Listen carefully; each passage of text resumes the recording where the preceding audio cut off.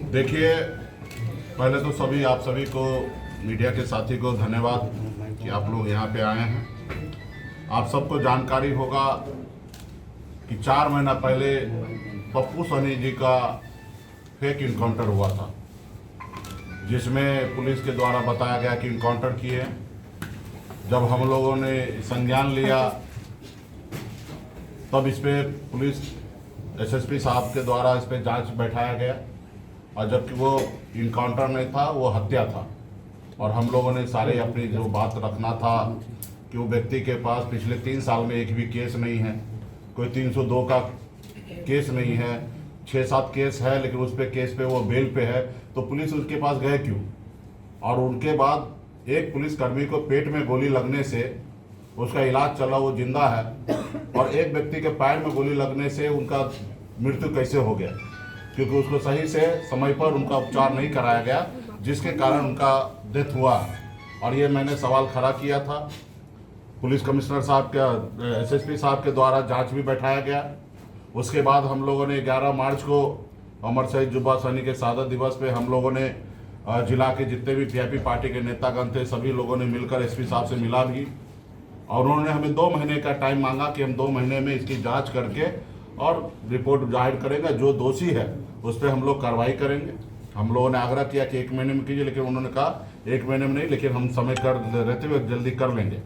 तो वो 3 महीना बीत चुका है, हत्या का 4 महीना हो चुका है, लेकिन अभी तक ना पुलिस एसएसपी साहब की तरफ से कोई स्टेटमेंट जारी हुआ है कि कमेटी में कौन लोग हैं, किनकी निगरानी में कमेटी है, कौन जांच कर रहे हैं, और आज 4 महीना बीतने के बाद भी उस पर किसी व्यक्ति पे कोई कार्रवाई नहीं हुआ है। ये बहुत ही दुर्भाग्यपूर्ण है।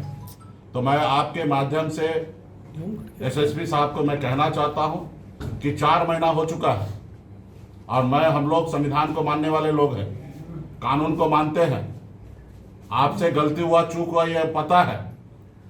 आप हमें पप्पू सहनी को लौटा के नहीं दे सकते, ये भी हमें पता है, लेकिन उनके आत्मा को शांति तो आप कम से कम दे सकते हैं। जिन्होंने गलत किया उनको कुर्बानी, उनके ऊपर जवाबदेही तय हो, उनका सजा हो, जुर्माना दंडित हो, पीड़ित परिवार के पक्ष के उनके छोटे छोटे बच्चे हैं, वो आप उनको मुआवजा दीजिए, उनके सरकारी नौकरी दीजिए। यही हम चाहते हैं।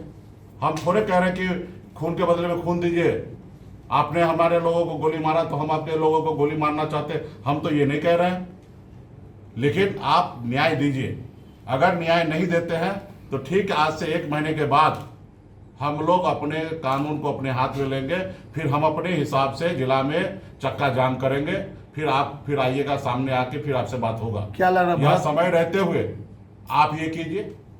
मैं धन्यवाद देना चाहता हूं कि सामान्य वर्ग के भाई को, आपने देखा कि अभी आरा में तिवारी जी का फेक इनकाउंटर हुआ है, और पूरे बिहार नहीं पूरा देश हिल गया है, क्योंकि वो जागरूक समाज है।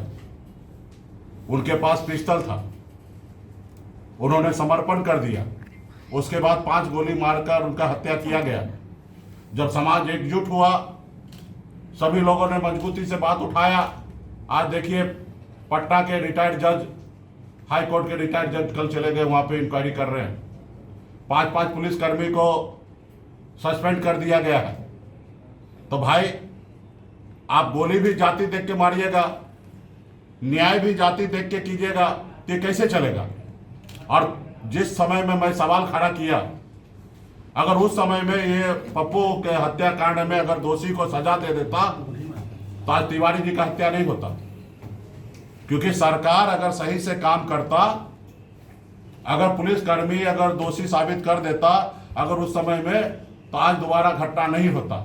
आप सब जानते हैं कि एक घटना को माफ करना मतलब दूसरे घटना को बढ़ावा देना।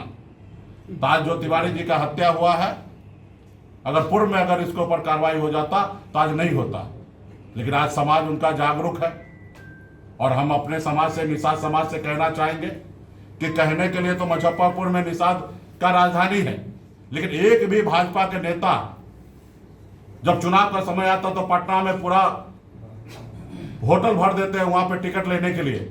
लेकिन समाज की बात होता, अब सामने दिख रहा है कि हमारे समाज के लोगों को जबरदस्ती फेक इनकाउंटर किया है।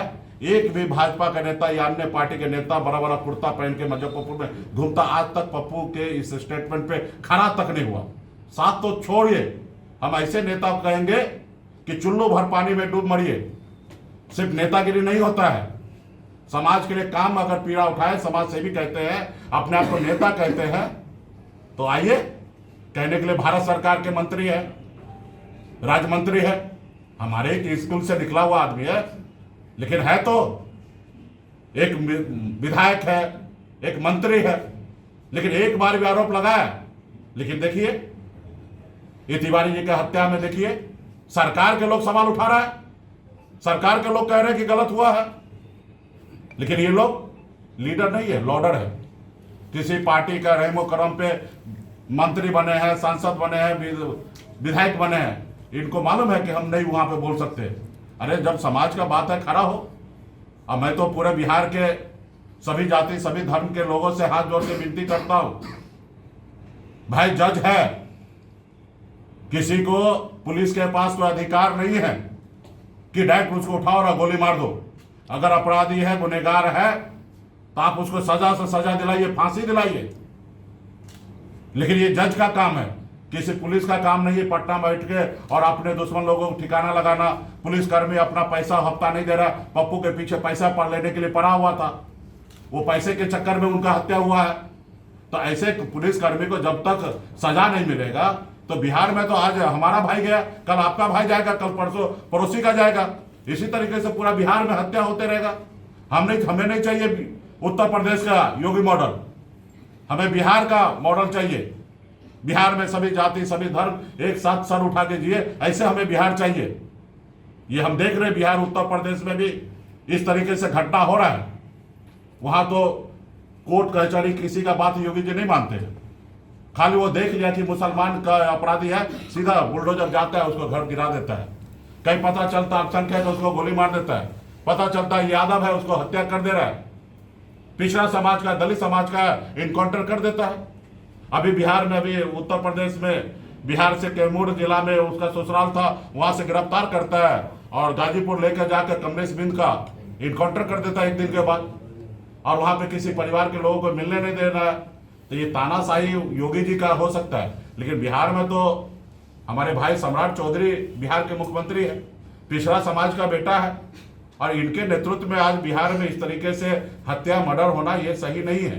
तो मैं सरकार को भी मैं चेताना चाहता हूं कि बिहार को बिहार मॉडल रहने दीजिए, योगी मॉडल मत बनने दीजिए, और अपने प्रशासन के ऊपर अंकुश लगाइए। वो अपराधी करते जा रहे हैं, अब बेगुनाह को सीधे हत्या करना, गोली मारना, ये कहीं से जायज नहीं है। रिटायर्ड जज चला गया जांच करने के लिए, 5 पुलिसकर्मी को आपने सस्पेंड कर दिया है। अभी जो आदमी आपको मैं बता दूं, डीएसपी जो राजेश शर्मा जो है आरा में, वो डीएसपी 2007 में मुजफ्फरपुर में भी था और उसके थाना प्रभारी था। उस समय में उनके ऊपर आरोप लगा था मनीष वर्मा और उनके 2 दोस्त का फर्जी इनकाउंटर करने का। मानवाधिकार ये माना भी, स्वीकार भी किया कि इन लोगों ने गलत किया। उन लोगों ने जुर्माना भी भरा, 5-5 लाख रुपया भी परिवार को दिया। अब उस समय में इनको अगर सस्पेंड कर देते, उनके ऊपर कार्रवाई कर देते, तो आज वो डीएसपी नहीं रहता, प्रमोशन हुआ उनका, उल्टा उनको प्रमोशन हुआ। और वो आदमी जाके आरा में जाके डीएसपी बनकर उन्हीं के नेतृत्व में तिवारी जी का हत्या हुआ है। तो ये सरासल बिहार में गरीब पिछड़ा समाज सभी वर्ग के लोगों को टारगेट किया जा रहा है, और खास करके गरीब पिछड़ा दलित को तो कुछ समझ ही नहीं रहा।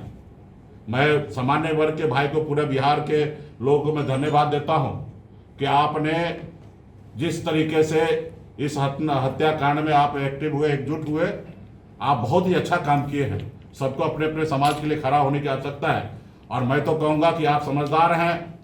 जैसे तिवारी जी के लिए हत्याकांड में आप जागरूक हुए, वैसे बिहार में कोई भी हत्या हो उस पर इसी तरीके से एकजुट होकर आइए। आप जो कर रहे हैं मैं आपका समर्थन कर रहा हूं। बिहार में ऐसा नहीं होना चाहिए कि कोई पुलिसकर्मी किसी का हत्या करे।